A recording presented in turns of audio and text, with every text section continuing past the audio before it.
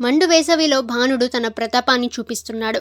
ఉష్ణోగ్రతలు 40 డిగ్రీలు దాటిపోవడంతో బాడీని చల్లబరుచుకోవడానికి ప్రతి ఒక్కరూ రకరకాల ప్రయత్నాలు చేస్తుంటారు. ఎండ తీవ్రత వల్ల ఒంట్లో నీటి శాతం తగ్గిపోవటం, డీహైడ్రేషన్ మరియు వడదెబ్బ తగలడం వంటి సమస్యలు ఎదురవుతాయి.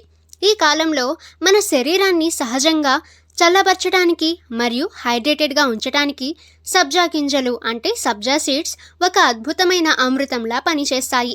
అయితే సబ్జా గింజలను ఎలా పడితే అలా తీసుకుంటే లాభాల కంటే అనర్థాలు ఎక్కువని హెచ్చరిస్తున్నారు.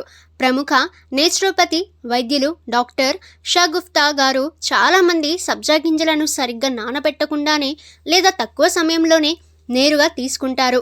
ఇలా చేయటం వల్ల అవి కడుపులోకి వెళ్ళాక అక్కడి నీటిని పీల్చుకొని జీర్ణకోశ ఇబ్బందులను కలిగిస్తాయి. కాబట్టి వీటిని కనీసం 15 నుంచి 20 నిమిషాల పాటు బాగా నానబెట్టిన తర్వాతే వాడాలి అని పేర్కొన్నారు. అలాగే శ్వాసకోశ సమస్యలు, ఆస్తమా, తీవ్రమైన సైనస్ లేదా కఫం వంటి సమస్యలతో బాధపడేవారు సబ్జా గింజలను ఎక్కువగా తీసుకోకూడదు. ఎందుకంటే ఇవి అమితమైన చలవను కలిగి ఉండటం వల్ల వారిలో జలుబు లేదా శ్వాస ఇబ్బందులు మరింత పెరిగే ప్రమాదం ఉంది. గర్భవతులు కూడా వీటిని వైద్యుల సలహా మేరకే పరిమితంగా తీసుకోవాలి. సబ్జా గింజలు శరీరానికి అమితమైన చలువను ఇస్తాయి.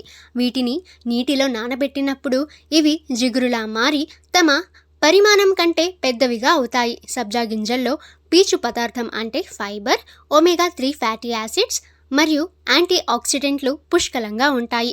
ఇవి శరీర ఉష్ణోగ్రతను అదుపులో ఉంచడమే కాకుండా వేసవిలో వచ్చే గ్యాస్ట్రిక్, ఎసిడిటీ, బ్లోటింగ్ మరియు మలబద్ధకం వంటి జీర్ణక్రియ సమస్యలను క్షణాల్లో దూరం చేస్తాయి.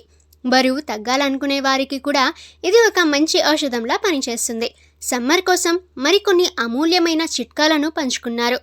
ఓకే ఫ్రెండ్స్, ఇటువంటి యూస్ఫుల్ ఇన్ఫర్మేషన్ అందరికంటే ముందుగా మీరు తెలుసుకోవాలి అనుకుంటే fit to be for you YouTube ఛానల్ని సబ్స్క్రైబ్ చేసుకోండి.